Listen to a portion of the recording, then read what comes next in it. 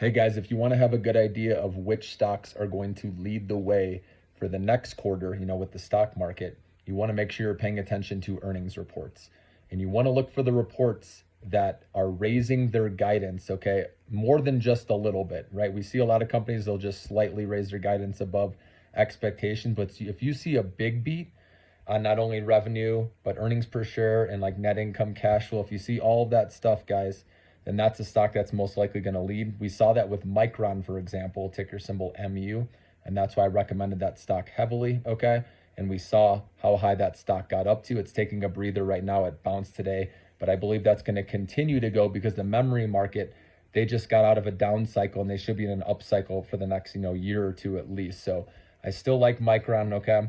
But pay attention to these earnings reports. It's important if you can look at the earnings call transcript because you can learn a lot about what management is saying about the future in numbers, okay, their financials. Obviously, you can look at their balance sheet too, but just make a list of the ones that are raising their guidance, okay? Those more often than not will outperform, the market for the next quarter if they do that, okay?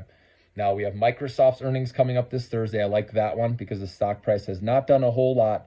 And I think the expectations from analysts is pretty low on their numbers. And I think they're going to beat and also raise. And their new AI Copilot product, I think, will be doing well. But we'll find out. Again, I'll be listening to management, watching that conference or earnings call, as well as seeing the numbers. Okay, but that's a pretty safe play.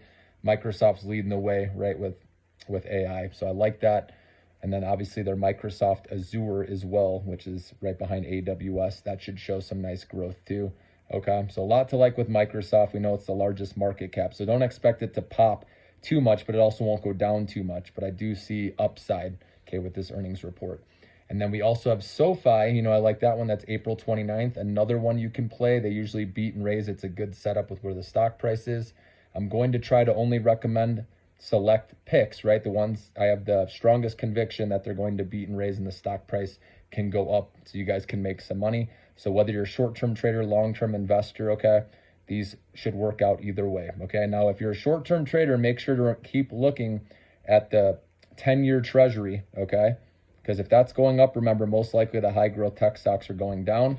So hopefully that's going to exhaust itself. It's been going up for a while. If that can start going down, that can get these, high growth tech stocks back on track. Also with the small cap, AI stocks we've been talking about. And remember, the PCE inflation report is April 26th, guys. So that's Friday, okay? And if that somehow comes in lighter than expected, that's going to really help this rally get back on track. If it comes in hotter than expected, then we're going to have more problems, okay? Especially with the interest rate small cap stocks. If it comes in line, that'll be fine, okay? But earnings season is the main thing that's going to drive these stock prices. So pay attention to those, guys. Have a good night.